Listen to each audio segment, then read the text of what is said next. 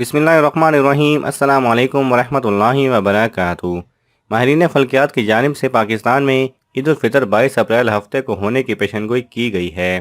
انہوں نے کہا ہے کہ 20 اپریل جمعرات کو سورج گرہن ہوگا جو صبح 6:30 بجے شروع ہو کر دوپہر 12 بجے ختم ہوگا۔ ان کا کہنا ہے کہ جن ملکوں میں 20 اپریل کو سورج گرہن دیکھا جائے گا ان ممالک میں نیا چاند نظر آنے کا امکان نہیں ہے۔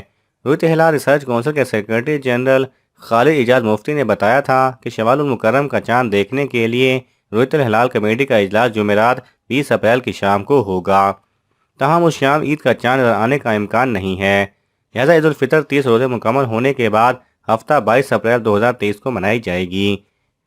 اور رویت ہلال کمیٹی پشاور کا بھی یہی کہنا ہے کہ آج پشاور میں بھی چاند نظر آنے کے امکانات نہ ہونے کے برابر ہیں، تاہم ان کا کہنا ہے کہ عید الفطر 22 اپریل 2023 بروز ہفتہ کو منائی جانے کا امکان ہے۔